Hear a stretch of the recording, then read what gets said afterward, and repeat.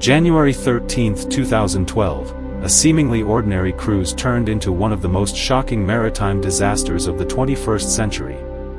The Costa Concordia, once a symbol of luxury, now lay capsized off the coast of Italy. What went wrong? Who was responsible? And why is this disaster often called the Titanic of 2012? This is the Concordia Cruise Mystery. Launched in 2005, the Costa Concordia was one of the largest and most luxurious cruise ships in Europe, over 290 meters long, with a capacity for more than 4,000 passengers and crew. It boasted restaurants, swimming pools, a theater, a casino, even a spa. It was marketed as a floating city of elegance. But beneath the surface, cracks were forming, not in the ship's structure, but in its leadership. On the evening of January 13, 2012, the Costa Concordia departed from Civitavecchia, near Rome, bound for a 7-day Mediterranean cruise. At the helm was Captain Francesco Schettino, a man known for his charm and his recklessness. At 9:45 p.m., in a move that would prove fatal, Schettino ordered a salute maneuver, steering dangerously close to the island of Giglio to impress guests and locals. Moments later, disaster struck. The ship slammed into underwater rocks. A 50-meter gash tore through the hull. Power failed. Water began flooding in. But for over 45 minutes, passengers were left in the dark, literally and figuratively. The crew insisted it was just a technical issue. By the time the evacuation was finally ordered, it was too late for many. The ship had tilted so severely that lifeboats on one side couldn't be used. Some passengers jumped into freezing waters. Others were rescued by fishermen and the Coast Guard. 32 lives were lost. Hundreds injured.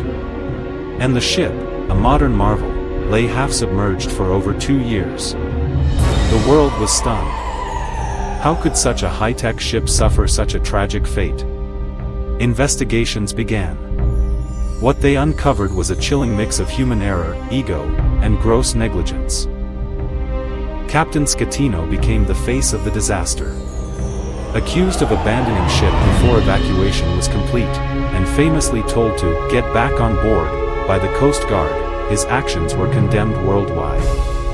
In 2015, he was sentenced to 16 years in prison for manslaughter, causing a maritime accident, and abandoning ship, but was Schettino the only one to blame? The disaster also exposed failures within Costa Cruises and the cruise industry at large: poor emergency protocols, lack of training, delayed communication, and a culture that prioritized entertainment over safety. The Costa Concordia was not just a case of one man's error, but a symbol of systemic issues lurking beneath the glittering surface of luxury cruising. In 2014, one of the most complex maritime salvage operations in history refloated the Concordia. It was later dismantled for scrap. But its legacy lives on, in stricter safety regulations, in maritime training reforms, and in the haunting memories of survivors. The Titanic sank in 1912. The Concordia, exactly a century later in 2012. Two very different ships. Two eerily similar tragedies. And one haunting question. In our pursuit of luxury, are we forgetting the lessons of the past?